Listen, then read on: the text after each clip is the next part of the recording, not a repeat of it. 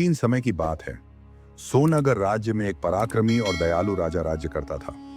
उसका राज्य दूर दूर तक फैला हुआ था और प्रजा उससे अपार प्रेम करती थी। राजा न्यायप्रिय और धार्मिक प्रवृत्ति के थे और हमेशा प्रजा की भलाई के लिए कार्य करते थे। परंतु राजा की एक ही चिंता थी, उन्हें कोई संतान नहीं थी। संतान प्राप्ति के लिए उन्होंने 6 विवाह किए, परंतु किसी भी रानी से उन्हें संतान सुख नहीं मिला। राजा ने अनेक यज्ञ, अनुष्ठान और दान पुण्य किए, संत महात्माओं की सेवा की, परंतु भाग्य अब तक उनके पक्ष में नहीं आया। समय बीतने के साथ राजा की निराशा बढ़ती जा रही थी और उनका मन दुख से भर गया था। राजा का दुख केवल उनका नहीं था, पूरी प्रजा भी उनके लिए व्याकुल थी।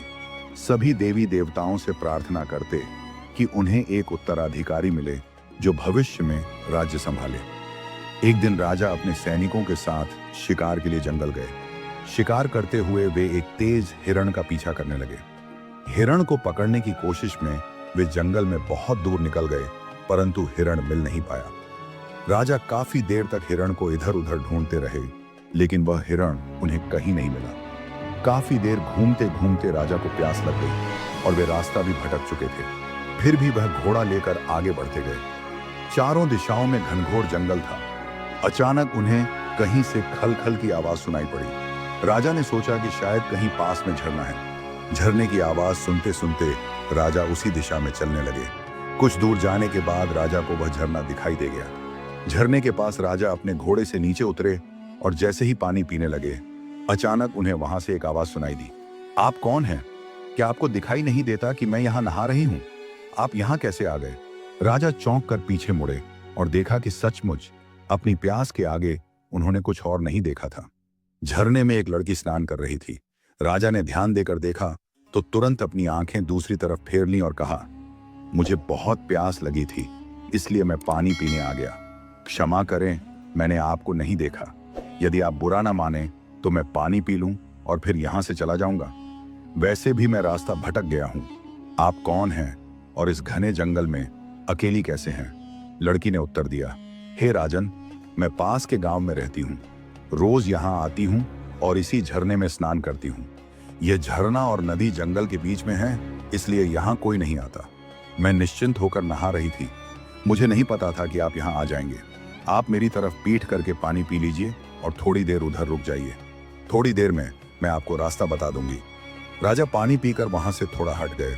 उधर लड़की जल्दी जल्दी स्नान कर एक चट्टान के पीछे जाकर कपड़े बदलने लगी। कुछ ही देर में वह बाहर आई और राजा के पास आकर बोली, महाराज, यदि आपको और जल चाहिए तो ले लीजिए। राजा मुस्कुराते हुए बोले, नहीं, मैंने पर्याप्त जल ग्रहण कर लिया है। लेकिन तुम कौन हो? अपना परिचय दो और मेरी सहायता करो। लड़की बोली, मेरा नाम रूपा है। मैं पास के गांव उदयपुर में रहती हूँ। मेरी माँ के अलावा मेरा इस संसार में और कोई नहीं है। हम जंगल से फल और लकड़ियां इकट्ठा कर बाजार में बेचते हैं, जिससे हमारा गुजारा चलता है।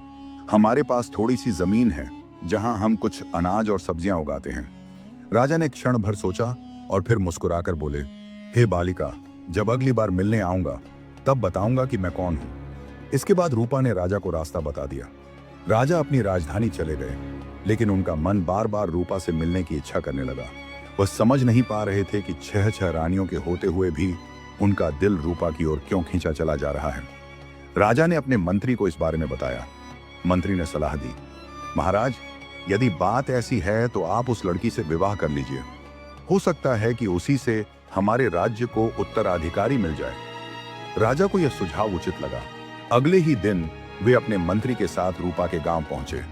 वहां उन्होंने रूपा का हाथ मांगा। गांव वालों ने सहर्ष इसे स्वीकार किया और राजा तथा रूपा का विवाह संपन्न हुआ। राजा ने रूपा को नया नाम दिया, राजलक्ष्मी। विवाह के पश्चात राजा अपनी राजधानी लौटे। महल की अन्य 6 रानियां इस विवाह से जलन और क्रोध से भर उठी। राजा का अधिकांश समय अब राजलक्ष्मी के साथ बीतने लगा, जिससे अन्य रानियों की ईर्ष्या और बढ़ गई। समय बीतता गया, परंतु संतान की प्राप्ति नहीं हुई। एक दिन एक प्रसिद्ध सन्यासी महल में आए। राजा ने उनकी सेवा की और अपनी समस्या बताई। सन्यासी ने राजलक्ष्मी की सेवा से प्रसन्न होकर उसे आशीर्वाद दिया, शीघ्र ही तुम्हें संतान की प्राप्ति होगी। कुछ ही दिनों में राजलक्ष्मी गर्भवती हो गई। यह सुनकर राजा अत्यंत प्रसन्न हुए। लेकिन अन्य रानियां और अधिक ईर्ष्या से भर उठी। जब प्रसव का समय आया तो बड़ी रानियों ने षड्यंत्र रचा। उन्होंने राजलक्ष्मी को गलत सलाह दी, जिससे उसे अत्यधिक कष्ट हुआ।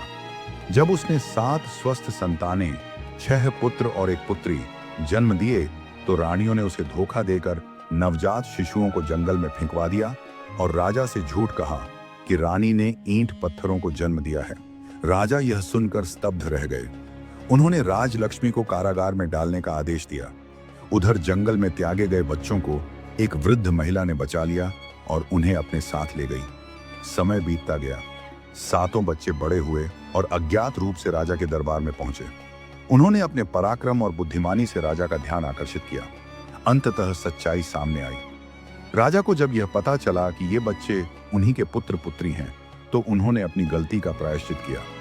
उन्होंने राजलक्ष्मी को पुनः रानी के रूप में स्वीकार किया और षड्यंत्रकारी रानियों को दंडित किया। राजा, रानी राजलक्ष्मी और उनके 7 संतानों के साथ एक बार फिर राज्य में खुशहाली